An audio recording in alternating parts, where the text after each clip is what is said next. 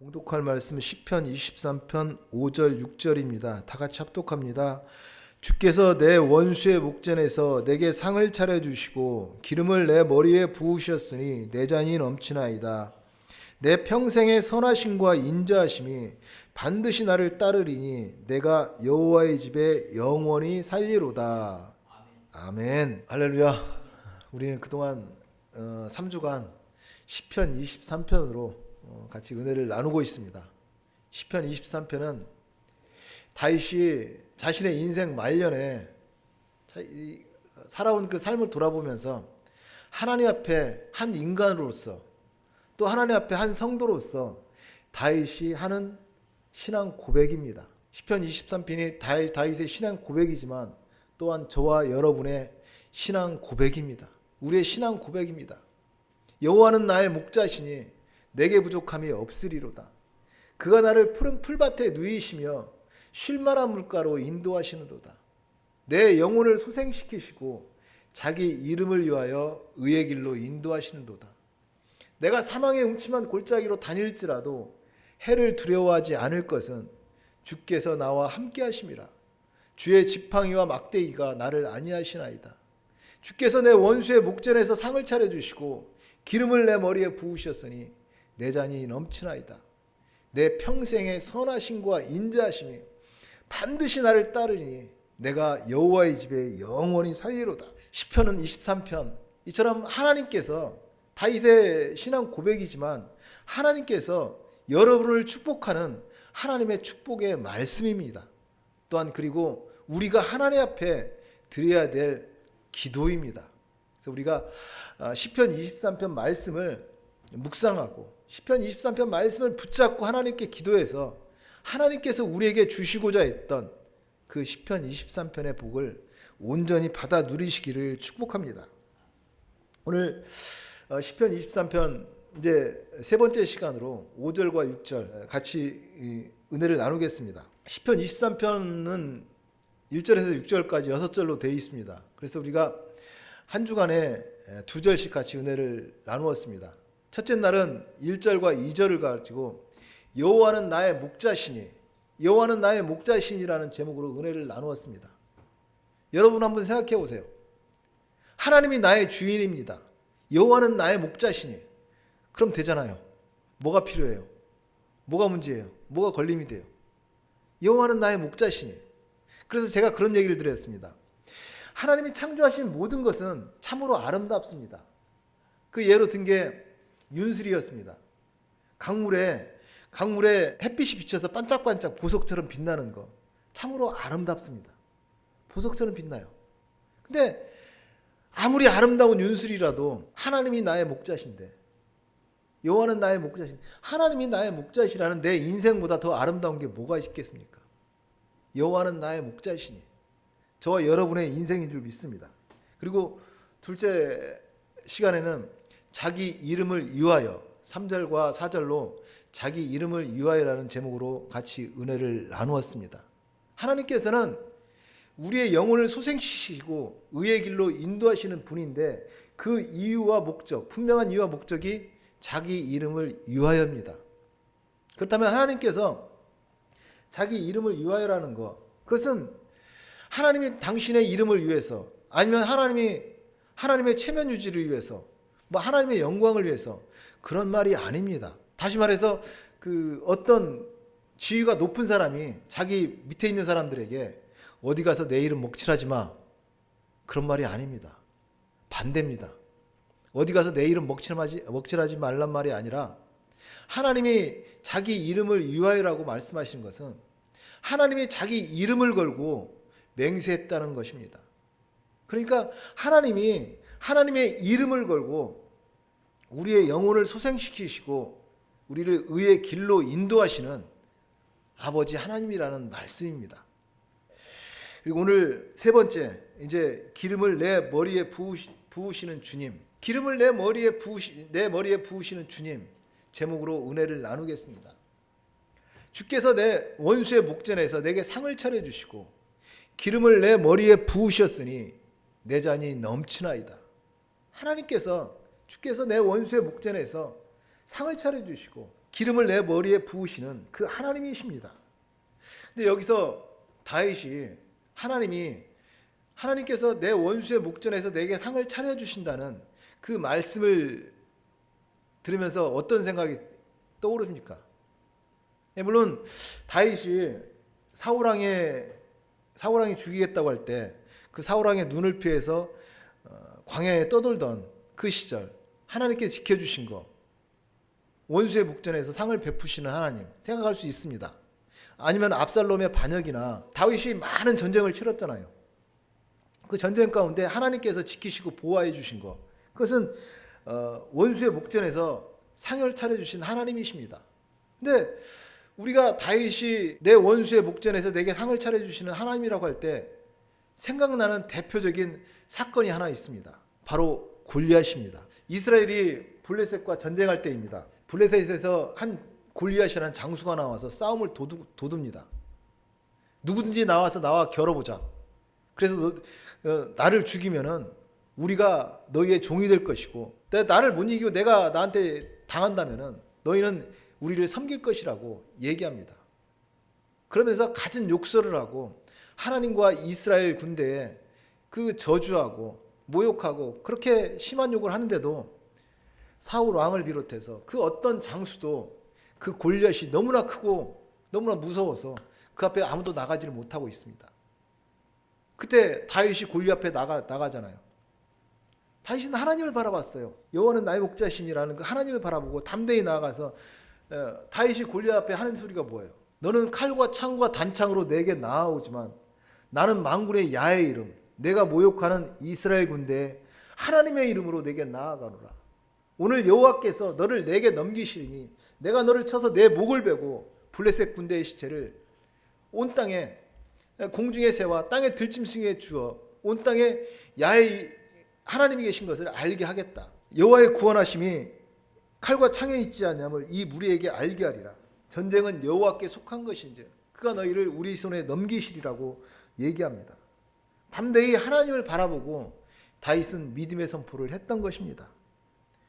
저와 여러분도 살아가면서 원수 앞에서 상을 차려주신 그 하나님을 바라보고 믿음의 선포를 하시기를 축복합니다. 결국 어떻게 됐어요? 그 큰 골리앗이 다윗 앞에 쓰러졌습니다. 여러분 한번 생각해 보세요. 어떻게 그 큰 골리앗이 다윗 앞에 쓰러질 수가 있어요? 우연이요? 어쩌다 보니까 그냥 그렇게 됐다고 생각해요? 아니면 다윗이 평소에 물매질을 많이 해서, 아니면 용감해서요? 아닙니다. 골리앗이 다윗 앞에 쓰러진 거, 그것은 내 원수의 목전에서 내게 상을 차려주신 하나님, 그 하나님께서 하셨습니다. 하나님께서 골리앗을 쓰러뜨렸던 것입니다. 할 수 있거든요. 무슨 말이냐? 믿는 자에게 능치 못함이 없느니라. 다윗과 골리앗의 싸움에서 골리앗을 쓰러뜨린 것, 그것은 하나님이 하셨습니다. 그리고 우리가 알 것은 골리앗은 분명히 원수였습니다. 다윗에게 원수였지만 그 원수 앞에서 상을 차려주시는 하나님입니다. 생각해 보십시오. 만약에 골리앗과 다윗이 싸우지 않았다면 다윗은 여전히 아버지 양을 치는 목동으로 양을 치면서 그렇게 살았을 것입니다.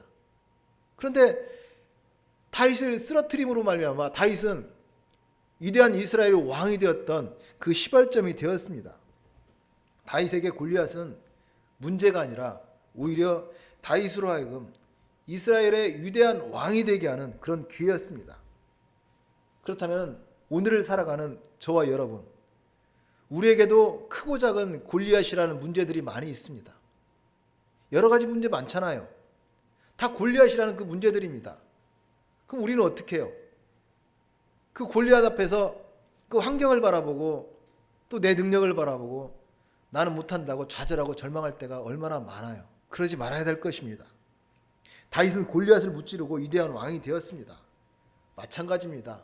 우리도 우리 앞에 우리가 살아가면서 여러 가지 문제들이 있을 수 있잖아요. 시험이 있고 고난이 있을 수 있잖아요. 그런 골리앗이라는 그런 것 앞에서 우리는 주눅들면 안 됩니다. 골리앗이 다윗의 밥이었던 것처럼 그런 우리의 문제와 시련들, 우리의 밥입니다. 하나님은 살아계십니다. 예수 그리스도는 어제나 오늘이나 영원토록 동일하십니다. 다윗이 골리앗 앞에 뭐라고 그랬어요? 너는 칼과 창과 단창으로 내게 나아오지만 나는 만군의 야훼의 이름 하나님의 이름으로 내게 나아간다고 얘기했잖아요. 우리는 하나님을 믿는 사람들입니다. 하나님의 이름으로 불려지는 사람들입니다. 다윗은 하나님을 바라보았습니다. 다윗은 만군의 야훼의 이름 하나님의 이름으로 나아가서 승리했습니다. 우리를 둘러싼 골리앗 같은 문제들을 바라보고 절망하고 두려워 떨지 마시고 골리앗 같은 문제라도 그 문제 너머에 계시는 하나님을 바라보시기를 소망합니다. 모든 믿음의 선진들이 하나님은 내 원수의 목전에서 상을 차려주시는 분임을 고백했던 것을 알 수가 있습니다. 그 중에 대표적인 사람이 또 하나 있습니다. 다니엘입니다. 성경에서 가장 재밌고 흥미로운 사건이 사자굴 속의 다니엘이잖아요. 그 메대 나라의 다리오 왕은 120명의 관리들을 세워서 그 큰 제국을 다스리게 했습니다. 그리고 3명의 총리를 세워서 그것을 관할하게 했어요. 근데 이 다니엘은 모든 일에 민첩하고 그리고 지혜롭게 일을 처리해서 전국을 다스리는 총리로 세우고자 했습니다. 왕이 그런 마음을 먹자 다른 관리들이 다니엘을 시기하고 질투했습니다. 그래서 어떻게 하면은 다니엘을 모함해서 죽일까를 고민했습니다. 그렇지만 다니엘에게는 흠잡을 데가 없는 거예요. 아무리 찾아봐도 뒤져봐도 뭐 흠잡을 데가 없는 거예요. 한 가지 다니엘에게 특별한 일이 있다면 그것은 하루 3번 항상 그 예루살렘을 향해서 문을 열어놓고 하나님께 기도한다는 사실입니다. 그래서 이 관리들이 모험을 한 것입니다. 왕한테 나가서 오늘부터 앞으로 30일 동안 왕 외에 다른 어떤 신이나 어떤 무엇에 기도하거나 절을 하면은 사형에 처하는 그런 엄명을 내려달라고 청원을 합니다. 왕은 듣고 보니까 좋은 것 같아요. 강력한 왕권을 행할 수 있는 좋은 일이잖아요. 뭐 아무 생각 없이 거기다 어인을 찍어줬습니다. 근데 왕의 명령이 내렸음에도 불구하고 다니엘은 여전히 하루에 3번 하나님 앞에 예루살렘을 향하여 창문을 열고 하나님 앞에 기도했습니다. 그러자 관리들이 나가서 왕한테 고발한 거예요. 왕이 그렇게 명령을 내렸음에도 불구하고 다니엘은 여전히 하나님 앞에 기도를 한다고. 왕은 그제서야 관리들에게 속은 것을 알았습니다.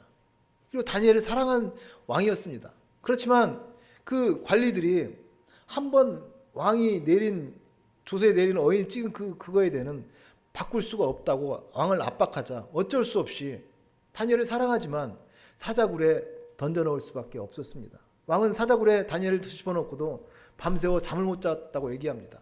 새벽에 일어나서 가서 사자굴에 가니까 다니엘이 살았습니다. 그 하나님께서 원수의 목전에서 상을 베풀어 주시는 하나님께서 사자의 입을 막아주셨던 것입니다.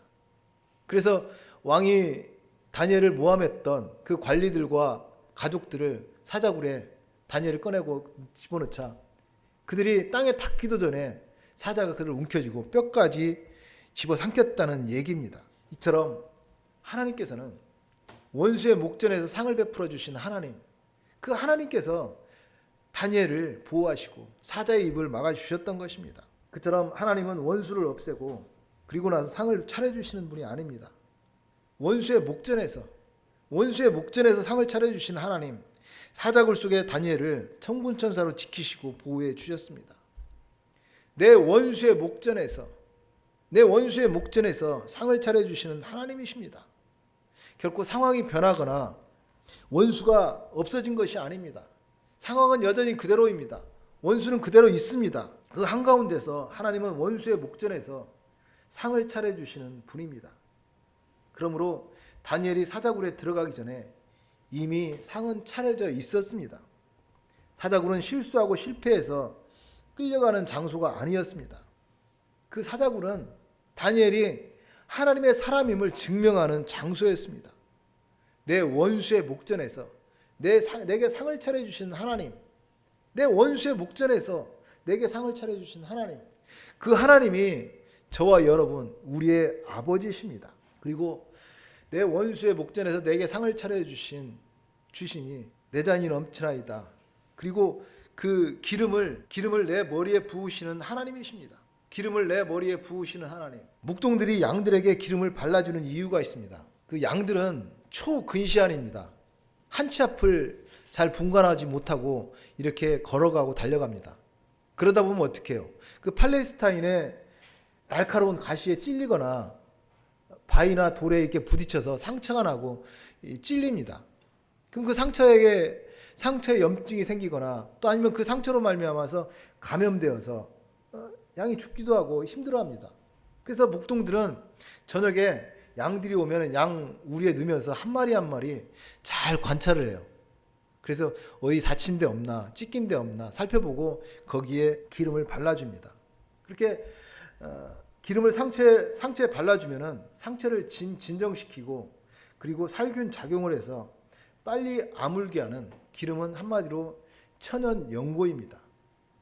근데 말입니다. 목동이 양들에게 기름을 발라주는 또 하나 특별한 이유가 있습니다. 양들에게 있어서는 사자나 늑대보다 더 무서운 존재들이 하나가 있습니다. 그것은 팔레스타인 광야에서 여름철이면 양들을 괴롭히는 코파리입니다. 코파리는 말 그대로 코를 집중적으로 공략하는 그런 파리입니다. 일반적으로 우리가 생각할 때 파리는 어떻게 해요? 음식물에 앉거나 거기서 음식물에 앉아서 또 거기서 알을 낳기도 합니다. 근데 이 코파리는 양이나 사슴들 코의 점막에 코 속에 있는 그 점막에다가 알을 낳습니다. 알을 낳으면은 그 알이 부화해서 유충이 되고 그것이 코 비강을 타고 코 속으로 기어 올라가는 거예요. 심하면은 머리 속까지 그것이 들어갑니다. 얼마나 가렵겠어요. 극심한 고통. 그래서 양들은 그 고통을 참지 못해서 머리를 땅에 계속 찢거나 바위를 들이박기도 하고 심한 경우는 미친 듯이 원을 그리며 돌다가 탈진해 죽기도 합니다. 그래서 양들은 본능적으로 코파리가 윙윙거리고 나타나기만 하면 공포에 떱니다. 코파리 소리만 나도 코를 땅에 박거나 덤불 속에 머리를 숨기기도 합니다. 극도의 스트레스로 말미암아서 제대로 먹지도 못하고 살이 빠져서 죽기도 하는 경우가 있습니다. 그럴 때 이때 목동이 해주는 것이 처방이 바로 그 올리브유나 유황을 섞어서 머리와 코 주위에 발라줍니다.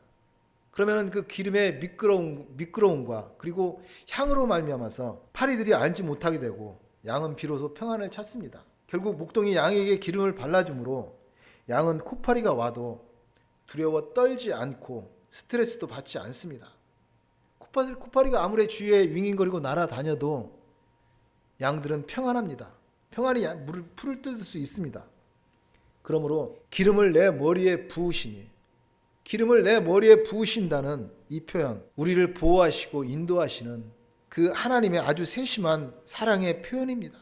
하나님은 기름을 내 머리에 부으시는 주님이십니다. 그런데 기름을 내 머리에 부으시는 주님, 내 잔이 넘치나이다라고 말하고 있습니다. 부족함이 없이 풍성하게 부어주신다는 말입니다. 그리고 언제나 항상 불같은 눈동자로 지키시고 인도하시는 하나님을 말씀하고 있습니다. 결국 목동이 양의 머리에 기름을 넉넉히 붓는 것, 너는 내 것이라는 그 소유의 표현입니다. 그리고 내가 너를 끝까지 지키고 보호하겠다는 강력한 의지입니다. 언제나 어디서나 풍족하게 기름을 발라주는 목동으로 말미암아 양은 그 죽을 것 같은 가려움과 고통에서 벗어나 안식을 누릴 수 있습니다. 마찬가지로 하나님은 기름을 내 머리에 넘치도록 부어주시는 그 주님입니다. 주께서 내 원수의 목전에서 내게 상을 차려주시고 기름을 내 머리에 부으셨으니 내 잔이 넘치나이다. 그래서 우리는 그렇게 신앙 고백합니다. 저는 이 말씀을 그래서 이렇게 묵상했습니다. 양은 사납거나 싸우거나 그런 동물이 아니라 그 풀을 뜯는 아주 온순하고 약한 동물입니다. 근데 그런 양이 원수들이 앞에 많이 있는데도 불구하고 자기를 잡아먹으려고 하는 원수들이 많이 있음에도 불구하고 평안하게 풀을 뜯고 있는 이유는 뭐예요? 그것은 단 한 가지입니다. 자기를 지키는 목자가 있기 때문입니다. 여전히 원수가 있음에도 하나님이 계시기에 평안합니다. 세상은 알 수도 없고 줄 수 없는 하늘의 평안. 평안이라는 것은 무조건 좋아서 염려 근심이 없는 것이 아닙니다. 참 평안은 오직 하나님 안에서 누리는 그 하늘 평안입니다. 그리고 기름을 내 머리에 부으셨으니 내 잔이 넘치나이다. 기름을 내 머리에 부으셨으니 내 잔이 넘치나이다. 이것은 우리에게 성령을 부으시고 성령 충만케 하시는 하나님을 뜻합니다. 성령 충만케 하시는 하나님. 구약에 보면은 엘리야와 엘리사 선지자가 있습니다. 그때 엘리야 선지자가 엘리사 제자에게 그런 얘기를 합니다. 하나님께서 나를 곧 데려가실 것 같은데 내가 천국 가기 전에 내가 내게 할 것이 무엇인지 내게 구하라고 얘기합니다. 그때 엘리사 선지자가 스승에게 그걸 구합니다. 당신에게 하시는 성령의 역사가 내게 갑절이나 있게 하옵소서. 그러니까 엘리야 스승님 당신에게 하시는 성령의 역사가 내게 갑절이나 성령의 기름을 붓게 해달라고 그렇게 구하고 있습니다. 갑절의 성령을 구하는 거 단순하게 갑절의 축복을 받아서 인정받고 부귀영화 공명을 누리겠다는 말이 아닙니다. 갑절이라는 것은 양적으로 두 배를 뜻하기도 하지만 완전하고 온전한 걸 뜻하는 의미예요. 그러니까 내가 하나님의 사역을 감당하기 위해서 완전하고 온전하게 하나님의 사역을 감당하고 싶다고 성령 충만을 구한 것입니다. 또 무엇보다도 엘리야 입장에서는 스승인 엘리사의 그 사역을 이어받아서 감당하기에 자기는 너무나 부족하기 때문에 성령이 아니고는 할 수 없기 때문에 성령 충만을 구하고 있습니다. 성령 충만해서 스승인 당신의 사역을 나도 감당할 수 있게 해달라고 하는 얘기입니다. 그렇다면 말입니다. 저와 여러분, 우리는 엘리야나 엘리사보다 한참 부족한 사람들입니다. 그렇다면 우리는 성령의 은혜를 7배나 받아야 할 줄로 믿습니다. 그래야 우리는 성령 사명 감당할 수가 있습니다. 이는 힘으로 되지 아니하고 능으로 되지 아니하고 오직 야의 영으로 된다. 영으로 되느니라. 오직 성령 충만을 간구하시기를 바랍니다. 그래서 성령 충만해서 믿음의 진보를 이뤄나가시기를 축복합니다. 하나님은 기름을 내 머리에 부으시는 주님이십니다. 그리고 오늘 시편 23편 마지막 절입니다. 내 평생의 선하심과 인자하심이 반드시 나를 따르리니 내가 여호와의 집에 영원히 살리로다. 내 평생의 선하심과 인자하심이 반드시 나를 따르리니. 근데 여러분 이 구절 읽으면서 그런 생각 안 들어요? 여러분 인생에 반드시 평생에 따라야 될 거 뭐예요? 돈, 건강. 내 인생에 평생에 따라야 될 거 그런 거 생각하지 않습니까? 근데 오늘 시편 기자는 말합니다. 내 평생에 선하심과 인자하심이라고 말하고 있습니다. 먼저 선하심과 인자하심에 대해서 한번 살펴보겠습니다.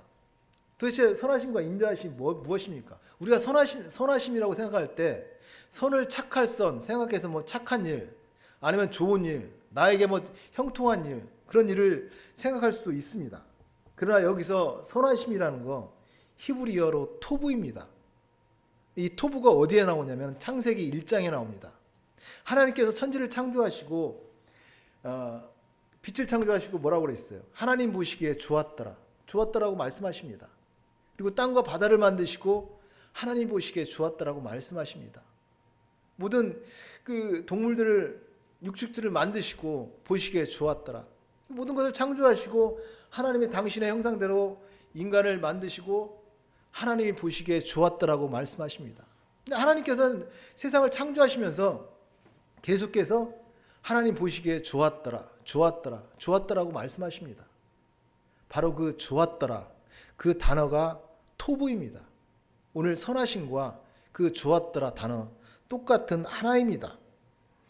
그리고 인자하심, 본문의 인자하심은 그 유명한 히브리어 헤세드입니다. 구약 성경을 관통하는 핵심 단어입니다. 헤세드를 우리를 보통 성경에서는 자비, 은혜, 사랑, 긍휼 등으로 번역합니다. 그렇지만 이것을 단순하게 한 단어로 번역하기는 어렵습니다. 하나님의 성품과 언약적 사랑을 가장 깊게 드러내는 핵심 단어입니다. 그러니까 관계 속에서 맺은 그 언약을 끝까지 성실하게 수행해내는 그 사랑입니다. 그러므로 단순하게 헤세드는 하나님이 나를 사랑하신다는 그 감정이 아닙니다. 하나님이 나를 끝까지 책임지신다는 그 선언입니다. 그러므로 이제 종합해서요. 내 평생의 선하심과 인자하심이 반드시 나를 따르리니, 그 선하심과 인자하심. 그러니까 선하심은 하나님이 보시기에 좋았더라. 그러니까 마치 엄마가 아기를 막 나놓고 그 보면서 갖는 감정이잖아요. 얼마나 좋겠어요, 이 아기. 엄마가 막 아기를 낳아놓고 느끼는 감정. 그것처럼 하나님께서 보시기에 좋았더라. 그 선하심. 그리고 어떤 상황에서도 끝까지 나를 붙잡고 계시는 하나님의 인자하심. 그 선하심과 인자하심이 반드시 나를 따른다는 거예요. 그 선하심. 하나님의 선하심. 하나님의 인자하심. 그것이 바로 오늘 본문에서 얘기하는 선하심과 인자하심입니다. 선하심과 인자하심이 반드시 나를 따르리니, 그 말씀처럼 이 양과 목동에서도 보면 말입니다. 양이 절벽으로 가거나 위험에 처하면은 목동이 막아섭니다. 양의 입장에서 보면은 가고 싶은 곳도 있을 거예요. 근데 자신의 마음대로 하지 못해서 힘들기도 합니다. 또 양이 병이 들면은 상처를 도려내기도 합니다. 몹시 아프고 힘이 들지만 그것이 양을 살리는 방법입니다. 양이 위험한 낭떠러지로 간다면 목자는 막대기로 때려서라도 돌이켜야 합니다. 그 모든 것이 바로 선하심과 인자하심입니다. 그래서 하나님의 선하심과 인자하심, 결코 우리를 편하게 하는 것은 아닙니다. 어찌 보면은 내 마음대로 내 뜻대로 못해서 힘이 들 때도 있습니다. 그러나 끝끝내 우리를 살리고 바로 세우는 하나님의 끈질긴 사랑입니다. 이렇게 예언을 들 수 있을 것 같아요. 아버지가 어린아이 손을 잡고 붐비는 그 시장 골목을 지나가고 있습니다. 근데 그 어린 아이 입장에서는 옆에 장난감 가게 있어요. 저 장난감 가게에 뛰어 들어가고 싶어요. 가서 구경이라도 하고 싶어요. 오락실이 있어요. 오락실로 가고 싶어요. 여기도 가고 싶고 저기도 가고 싶어요. 근데 아버지가 꼭 손을 붙잡고 있으니까 가지를 못하는 거예요. 아이 입장에서 어때요? 아, 진짜 힘들다. 아버지 손만 좀 놔주지. 나도 좀 하고 싶은 게 있는데. 그렇지만 아버지는 아는 거예요. 내가 이 손을 놓는 순간 아이를 잃어버린다. 그래서 아버지는 손을 꼭 붙잡고 가는 것입니다. 나를 잃어버리지 않으려고 하나님께서 바로 우리를 그렇게 붙잡고 가십니다. 주의 선하심과 인자하심이 반드시 나를 따른다는 말입니다. 내 평생의 선하심과 인자하심이 반드시 나를 따르니 내가 여호와의 집에 영원히 살리로다. 그래서 시인은 내가 여호와의 집에 영원히 산다고 말씀합니다. 내가 여호와 집에 영원히 살리로다. 여러분이 그렇다면 살고 싶은 집은 어디입니까? 호화로운 구중궁궐입니까? 아니면 요즘에 그 핵전쟁도 피해갈 수 있다는 안전하고 튼튼한 초롱성 같은 그런 집입니까? 세상 사람들은 더 좋은 집, 더 안전한 집을 꿈꿉니다. 그러나 저와 여러분이 사는 집, 영원한 하나님의 집입니다. 마른 떡 한 조각만 있고도 화목한 것이 제육이 집에 가득하고도 다투는 것보다 낫다고 말씀합니다. 진정한 평화는 벽돌과 시멘트에 있지 않습니다. 어느 장소, 어느 공간이 아닙니다. 하나님과의 불화를 청산하고 화목한 것, 그것이 진정한 평안입니다. 하나님만이 우리의 영원한 집입니다. 그리고 여호와의 집은 죽어서만 가는 천국이 아닙니다. 내가 여호와의 집에 영원히 살리로다.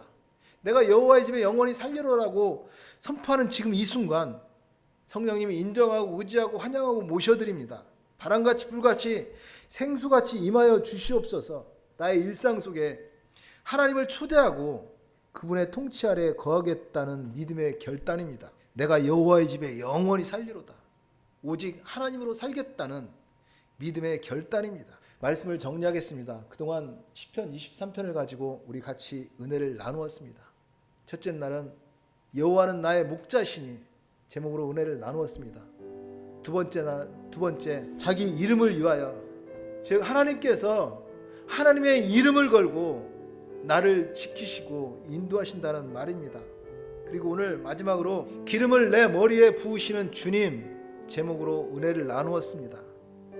기름을 내 머리에 부으시는 주님. 우리가 일생을 시편 23편을 묵상하고 그리고 시편 23편을 붙잡고 기도하면서 하나님께서 주시고자 하는 그 시편 23편의 복을 온전히 누리는 우리 모두가 되시기를 축복하고 축원드립니다.